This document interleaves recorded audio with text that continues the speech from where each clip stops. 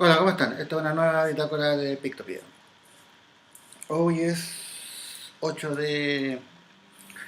Hoy es 8 de marzo, del Día de la Mujer Mundial, el Día Mundial de la Mujer, que se celebra, no sé, se conmemora y hay mucha gente que está, no sé, se llena de cursilería, que la mujer acá, que la mujer allá. Yo creo que más que el hecho de conmemorar, debería ser un día en que las mujeres salgan a protestar, es un día político, es un día de reivindicación de derechos, no debería transformarse como en una tarjeta, esas tarjetas de saludo, no debería transformarse en una flor, no debería transformarse, sino que debería transformarse en un día de protesta, en un día de alegato, un día donde las mujeres reivindicaran y pelearan por sus derechos, porque por eso pasó esto, no es una cuestión de cursilería, que las mujeres es esto, que no tiene la vida, que no podemos, que son las mejores, que no debería ser eso, no, debería dedicarse o apuntar más bien al hecho de... Es que tengo sueños, y eso es lo que pasa. Se conmemora una matanza, se conmemora una protesta por los derechos, por los derechos, no sé si decir igualdad de derechos, porque cuando hablamos de derechos deberíamos presuponer que hay una igualdad. Por eso me carga este día, me carga las celebraciones, es indecente leer, ver todo lo que se está haciendo. Por ejemplo, en mi país hoy se crea el Ministerio de la Mujer. ¿Hay algo más sexista que un Ministerio de la Mujer? Después vamos a tener que crear un Ministerio del Hombre. Después de toda esta introducción, vamos a lo que nos convoca hoy, que es un video que tiene que ver con algunos puntos acerca de Jesús.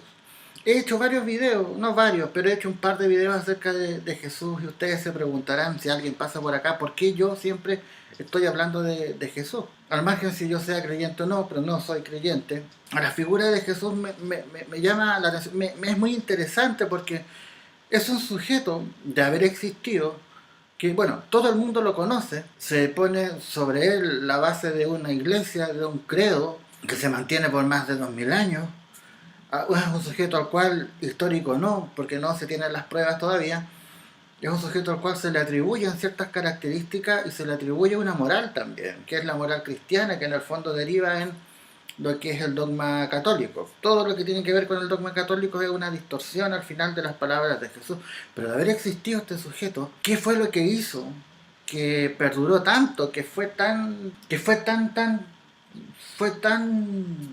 importante? Como hablaba en otro video, a él se le atribuían algunas características de profeta, de Mesías, que no la tuvo, porque la religión cristiana no tiene nada que ver con los judíos, y los judíos en ese tiempo estaban esperando a algo que no era Jesús. Jesús se configuró en un ente salvador religioso, religioso no sé, porque en el fondo el cristianismo partió después de Jesús. Jesús a lo mejor obedece alguna profecía del Viejo Testamento, pero del Antiguo Testamento, pero más allá de las consideraciones históricas y políticas, ¿qué hizo él? ¿Por qué él es tan... Si hay alguien que todo el mundo conoce, si hay alguien que todo el mundo sabe quién es Jesús. Yo puedo decir, tú sabes quién es el Papa tanto, tú sabes quién es X, quién es Y, quién es Z. Puede que no todo el mundo lo conozca, pero Jesús sí, a él como, no sé, como ente, porque en el fondo, ¿cuál es la importancia de él? Él llegó, hizo un par de milagros y lo mataron. Más encima lo mataron por hacer lo que él hizo. Se supone que era como el Hijo de Dios que iba a traer la salvación. Para los creyentes en Dios esa es la importancia, pero pasó a ser un icono cultural. Un icono cultural que ha derivado novelas, que ha derivado películas y que de él se han sacado una serie de enseñanzas también. Entonces se me ocurrió buscar algunas cosas que pudieran ser características que no conocemos, pero que no están probadas. No sé si me entienden, son características que no conocemos, que no están probadas, pero tampoco este video va a caer en una especie de ser un video conspiranoico o un video sensacionalista, sino que son algunos puntos que están escritos por ahí que tienen relación con un cuestionamiento acerca de lo que se conoce y no se conoce de Jesús. Y estas cosas que yo hago un disclaimer, estas cosas que yo voy a nombrar no tienen que ver con lo que yo pienso. Yo solamente soy el mensajero, soy como un Jesús. Jesús pasó a él, por él pasó la palabra de Dios Jesús era el vocero. Y eso es lo que yo voy a hacer, una especie de vocero. Así que vamos con los hechos. Vamos con los hechos. Como les decía, Jesús es la figura más conocida de todo el mundo. Si tú le dices a alguien Jesús, es muy difícil que conozcas a alguien que no sepa quién es. Todo el mundo cree que, todo el mundo sabe que de la existencia de Jesús, cree que existió, si bien la existencia de Jesús no está probada históricamente. Y también es curioso porque la única prueba de la existencia de Jesús son los evangelios, pero no hay ningún cronista, historiador de la época que se refiere o hable acerca de eso. Y lo curioso es que la gente asocia a Jesús con Dios, muchos creen que Jesús es Dios, otros creen que Dios es Jesús, pero de acuerdo a las distintas líneas del catolicismo, del cristianismo tenemos distintas respuestas también. Por ejemplo, el tema de la Trinidad, entonces ahí uno es el otro es uno y todos son una sola cosa. Si alguna vez lo logran entender, es cuestión de fe, porque cuestión de lógica o raciocinio no es. ¿Qué fue o qué no fue Jesús? Porque, como les decía, no hay ninguna prueba, tanto histórica, arqueológica, o de artefactos o de objetos, que pudieran probar o que puedan probar la existencia. Solamente encontramos el Nuevo Testamento, que fueron libros escritos por discípulos de él y mucho tiempo después de su muerte. Entonces, ¿qué de distorsión hay ahí? Puede haber algún tipo de distorsión, puede que la haya. Partamos por el número uno, o partamos por lo primero, que algunas ideas que tienen que ver quién fue y quién no fue. Una de las ideas dice relación con que Jesús era casado, no era soltero. Se encontró un papiro el 18 de septiembre de 2014 que se refería a la esposa de Jesús. Y algunos evangélicos y católicos explotaron porque no lo aceptaban. Al margen de la religión católica, en esos tiempos, en los tiempos de Jesús, el celibato no era una tradición entre los líderes religiosos, a diferencia de ahora, que los sacerdotes son célibes. Pero el celibato no era una costumbre dentro de la cultura judía. Y Jesús y sus discípulos tuvieron que haber practicado el judaísmo, y el judaísmo exige que los grandes rabinos estuviesen casados, y las personas también estuviesen casadas. Un rabí que no fuese casado era cuestionado y era mirado muy raro, que incluso, voy a poner todos los datos abajo, en la descripción abajo, que incluso hay algunas teorías que sostienen que Jesús era gay, pero hay muchos textos, incluyendo el Nuevo Testamento, que sugiere una pequeña relación entre María Magdalena y Jesús. El Evangelio de Felipe, que fue este que se encontró en el 2014, que hay un artículo del New York Times muy interesante respecto a eso, sostenía que Jesús tenía más aprecio por María Magdalena, incluso más allá de sus discípulos, y que solía besarla en la boca. Eso dice este papiro que se encontró en 2014. Pero en el fondo, para resumir, nosotros tenemos la visión de la película de Sefirelli, o por lo menos yo tengo esa visión, donde vemos un sujeto caucásico, con pelo largo, ojos claros, barba clara. Y esa es como la imagen occidental que tenemos de Jesús. Sin embargo, Jesús no tenía el pelo largo. De haber estado, todos vamos a suponer que de haber existido, Jesús no pudo haber tenido el pelo largo. Tuvo que haber tenido el pelo ondulado. Porque los judíos en la época de Jesús no usaban el pelo largo. Además que todo, Judea, Jerusalén, era una provincia romana, era una provincia romana, parte del protectorado romano, y los romanos a sus esclavos los hacían usar el pelo corto para diferenciarlos. El apóstol Pablo, en su primera carta a los Corintios, él habla acerca de la longitud del pelo. Voy a leer: no es natural enseñar que si un hombre usa el pelo largo se está degradando. Primera carta a los Corintios, capítulo 11, versículo 14. Durante 1960, los cristianos conservadores citaban este verso para expresar el disgusto frente a la cultura hippie. Y para decir que la cultura hippie, que usaba el pelo largo, eran anticristianos. Otra de las cosas es que la imagen, el icono, casi llega a ser un arquetipo, según Jung. Después de hablar de qué es un arquetipo. Está la cruz. Ergo, se supone que Jesús fue crucificado, así lo entendemos. Yo, por ejemplo, para la visión occidental acerca de Jesús, tengo como visualizada la película de Sefirelli. Se han hecho varias, pero esa es como yo creo que esa es la imagen que el occidente tiene de Jesús. Y una de las cosas que sale en la película y que no está explicitada en ninguna parte es el hecho de que Jesús fue crucificado. Y siempre se ha pensado esto porque los estudiosos de la Biblia, del Nuevo Testamento, sostienen que se aferran del vocablo griego stauros, que se tradujo al inglés y después al español como una cruz. Pero stauros se refiere a distintos tipos de objetos que tienen distintas formas. Y la forma que más que se asocia es un palo, digamos, no sé, como una especie de tubo de madera, que es un tubo, y en ese tubo, y en ese palo, como no sé, un árbol, también en ese árbol que es un árbol, un palo de tortura, o incluso, como digo, un árbol. Los romanos no solían crucificar a las personas. Los romanos clavaban y dejaban a sus víctimas en este palo en distintas posiciones, cabeza arriba, con la cabeza para abajo, pero siempre era en ese tubo, en ese palo, o en ese árbol. Nunca fue una cruz. Era un palo, entonces, en un palo. Ahora, ¿cómo se transformó en cruz? ¿Cómo se pasó al hecho de que el icono fuese una cruz? Que los cristianos, los primeros cristianos, pudieron haber centrado este palo y haberle puesto una cuestión. Se basaron en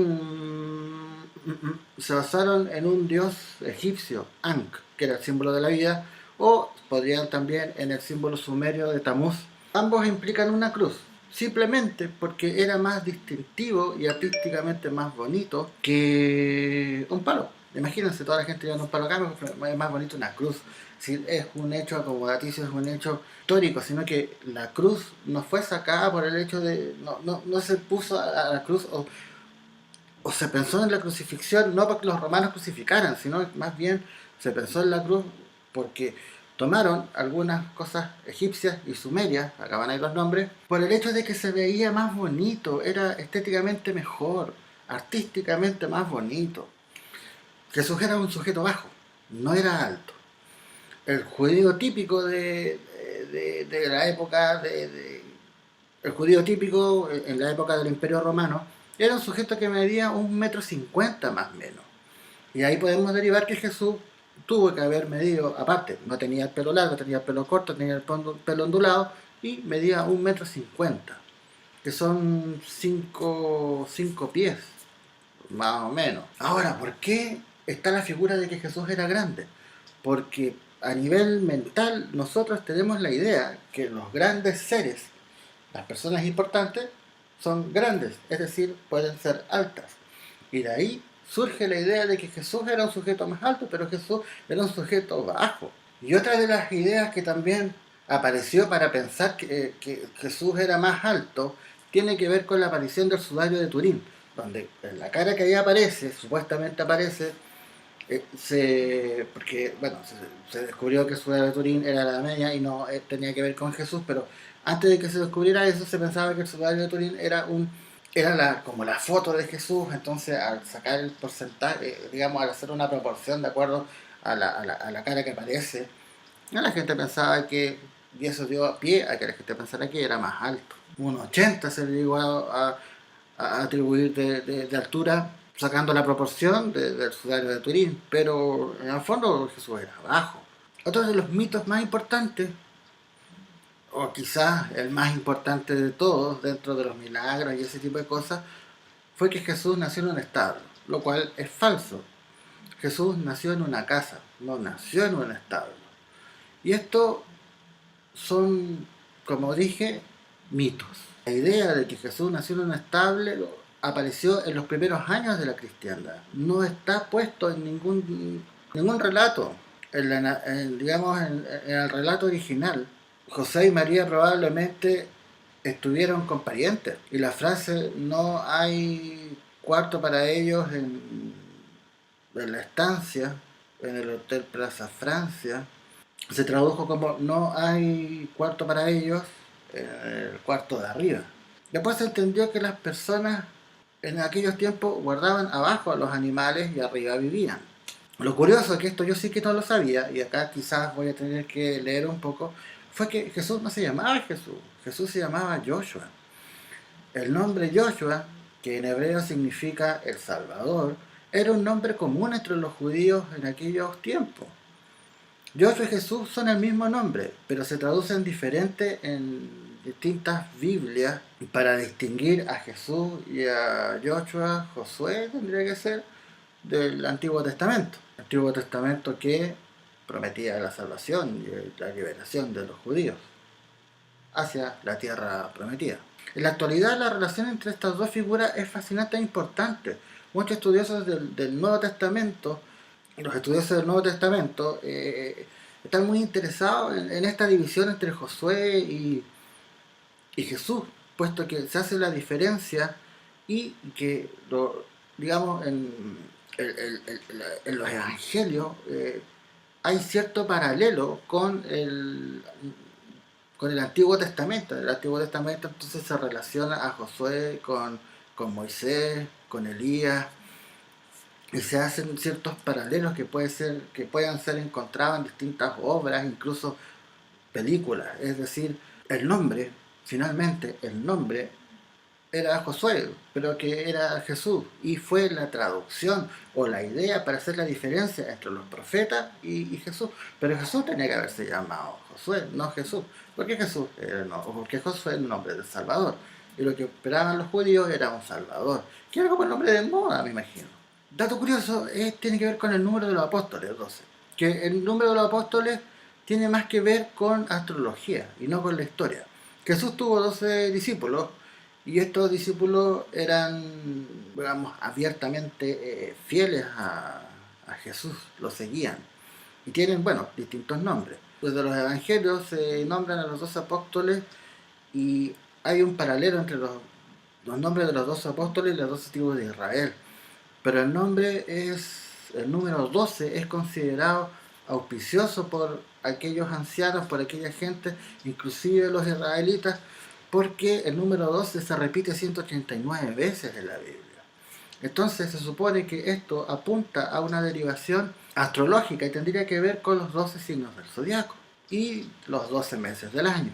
Además que si hacemos un estudio o buscamos ciertos paralelos desde el punto de la astroteología, podemos decir que el número 12, la importancia del número 12 es previo a la religión hebrea, y quizás le da un orden a la Biblia, porque si nos ponemos a pensar, hay 12 dioses del Olimpo, hay 12 hijos de Odín, 12 días de Cristo, de Navidad o de Pascua, y 12 sucesores legitimados de Mahoma. 12. ¿Por qué aparece 12? Uno de los argumentos que usa la gente para hablar si que Jesús existió es el hecho de las profecías. Si las profecías se cumplieron, todo lo que Jesús pasó fue todo lo que se profetizó en el Antiguo Testamento. ¿Cómo se explica esto? Y acá sí voy a leer un poco. Primero, las profecías del Antiguo Testamento fueron conocidas en el siglo I, y es muy probable que una figura mesiánica y su descripción se hiciera calzar con las profecías que fueron conocidas en el siglo I. Es decir, yo escribo las profecías ahora, y después cuando escribo los evangelios los puedo hacer calzar con las profecías. Además que hay que tener claro que los evangelios es un género de literatura devocional más que objetiva, lo que significa que cada uno de los autores, por cualquier razón, pudieron amoldar sus historias para que coincidieran con, como dije antes, con la profecía del Antiguo Testamento. Y tercero, los estudiosos ahora creen que muchos textos bíblicos, más que profecía, por ejemplo el libro de Apocalipsis, más que profecía, vienen a ser una alegoría, como dije recién, una explicación respecto a lo que sucedía en el tiempo en que fueron escritas, como una especie de periódico, escrito en clave de lo que pasaba, para evitar la persecución. Pero claro, algo que yo no sabía era que todo el Antiguo Testamento, si se conoce en el siglo I, es muy fácil que después los apóstoles o quienes escribieron los evangelios pudieran acomodar esa profecía. Es así de simple. ¿Y qué hay de las parábolas? ¿Qué hay de las frases de Jesús? Hay muchas frases, por ejemplo, bienaventurados sean los tristes porque van a ver, van a ser felices viendo el paraíso, o la historia, por ejemplo, que le pillan, y la historia más conocida que es la de que pillan a una mujer en adulterio, todos los sujetos la van a piedrar y Jesús se pone en el medio y dice que está libre de pecado tiene la primera piedra.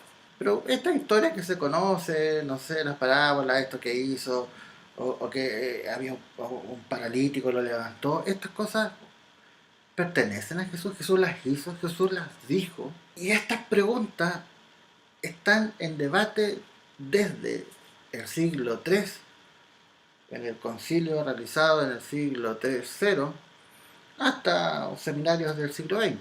Los evangelios fueron escritos mucho después de que Jesús murió. No había tecnología como para dejar registro o haber grabado lo que él dijo. Así de simple. Si la duda surge, no es porque uno sea conspiracionista o paranoide, sino que es una cosa de pensar. Pensemos, situemos históricamente las cosas los mitos que conocemos respecto a Jesús y lo que históricamente se vivía.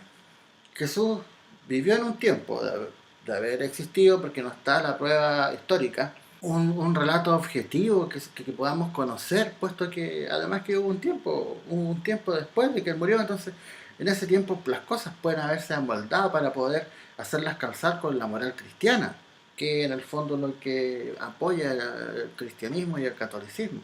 La historia de la regla de oro yo no me la sé, pero la que conozco es la de el que esté libre de pecado que tiene la primera piedra, y esa historia aparece no aparece en los manuscritos hasta el siglo IV. No, hay varios datos de los cuales muchas de estas parábolas o de estas frases, bueno, se escribieron mucho después, aparecieron mucho después y también están asociadas con ciertas tradiciones judías. Entonces no podemos decir a ciencia cierta o con certeza que estas frases sí obedecían a lo que Jesús planteó. Porque la persona de Jesús, idea de Jesús, la persona, el Jesús histórico de haber existido o no haber existido, no tenemos mayor conocimiento respecto a eso. Los hechos que uno conoce o que se nombran en esta lista son triviales, es decir, son de conocimiento público y masivo. No importa si Jesús fue alto o bajo, no importa si él tenía el pelo corto o el pelo largo, pero sí lo que importa son estos hechos que en el fondo las personas tienen que Jesús lo hizo y Jesús lo dijo y las atribuyen a el mismo Jesús, a Dios y a la humanidad en sí. Es decir, nadie se ha preguntado, nadie se ha preocupado en buscar si todos estos hechos son o tienen que ver con un Jesús histórico. Si el Jesús histórico existió, a nadie le importa, y eso es lo curioso. A nadie le importa si fue alto, si fue bajo, si tenía el pelo largo, tenía el pelo corto, si dijo lo que dijo, por qué Jesús, por qué los evangelios aparecieron después, por qué estas profecías están conectadas, cómo se cumplieron. El hecho de que Jesús dijo voy a entrar a Jerusalén, había una profecía de que un sujeto iba a entrar a Jerusalén en un burro, y resulta que Jesús después entra en un burro a Jerusalén y es recibido como rey. Nadie se pregunta si esto es cierto, de dónde aparece, no, sino que lo importante es que esta figura de Jesús, en el fondo, es sagrada y dicta un montón de cosas que nadie sabe si es cierto o no, pero la gente las cree. ¿Qué poder tuvo esa historia? ¿Cuál es el poder que tiene esa historia que ni siquiera lleva a las personas a cuestionar? Algunos lo llaman fe, el dogma. El dogma no se cuestiona, es absurdo, porque no es lógico. Pero ¿qué lleva a las personas a creer finalmente? ¿Qué lleva a la persona a creer y no a cuestionar una figura que es tan trascendente? Por ejemplo, tenemos Hitler y tenemos a Hitler y tratamos de buscar qué pasó con Hitler, dónde son sus orígenes, qué hacía él con su interés por el arte, el hecho de cuál era el odio que él tenía a los judíos, porque buscamos. Y Hitler dejó la cagada y por eso nos interesa. Históricamente buscamos algunas hechos que se puedan asociar y explicar la conducta. Con Jesús pasa lo contrario. A Jesús se asume que todo lo que, por ejemplo, hemos hablado ahora, no importa. Importa su palabra. Y su palabra ni siquiera sabemos si es cierta o no. Ya que Él la dijo, tampoco lo sabemos. No sabemos finalmente si esto es o no es, si existe o no existió. Pero esto tiene que ver, y estas historias, estas tradiciones que en el fondo, porque estas historias del profeta que llega, se van repitiendo en distintas culturas. De ahí que yo habla del arquetipo. Se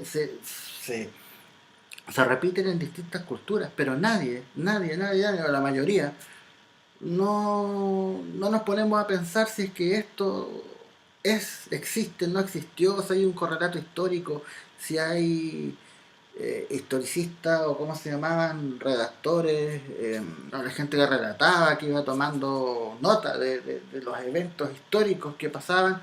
No nos preguntamos eso. Y eso ha estado por casi 2000 años, para darnos cuenta que a lo mejor mucho de lo que nosotros pretendemos saber está probablemente errado. Quizás hay una responsabilidad histórica y una responsabilidad de los sujetos asociados a las ciencias sociales de tratar de explicar y de dilucidar si que lo que nosotros creemos, de lo que la gente cree, de lo que la historia cree, de lo que la humanidad cree, es cierto o no. Porque saquemos la fe de un lado, la fe es otra cosa. La fe es lo que nos permite ingresar lo ilógico en nuestra razón. Y eso es complejo, y eso es personal, y eso es una capacidad que no tienen todos. Pero ¿qué pasa con la historia? ¿Qué pasa con el Jesús histórico? ¿Qué pasa con las personas?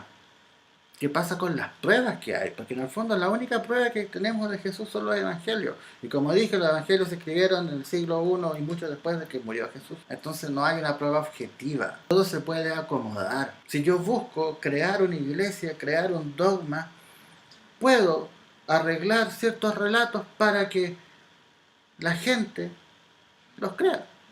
Porque no nos preguntamos, no tendemos a cuestionar mucho las cosas que creemos, cuestionamos lo que no creemos. Para terminar, por ejemplo, el hecho de las tradiciones del Levítico, a propósito del día de la conmemoración del Día de la Mujer, no sé cómo se llama la conmemoración. Los libros del Levítico, ahí hay una serie de versículos que disminuyen a la mujer, la degradan. Y eso en nuestro contemporáneo ya no es así. Entonces deberíamos también tratar de ir comprobando y ir revisando este tipo de cosas. Claro que al final, al cuestionar uno de los dogmas más importantes que tiene que ver con la resurrección de Jesús, su calidad de profeta, su muerte, los milagros, sería grave para la Iglesia Católica. Sin embargo, si lo unimos con la historia, es casi imposible que haya sucedido, desde mi perspectiva. Espero que estén bien. Este video ha sido un poco largo y un poco aburrido porque son muchas las ideas que he tenido que ordenar. Por eso que es un poco difícil de seguir, pero lo voy a poner al principio, que es un video largo, aburrido, difícil de seguir, pero si podemos ir comentando, comentarios, y vamos a tratar de responder. Espero que estén bien. Esta ha sido una bitácora de Víctor.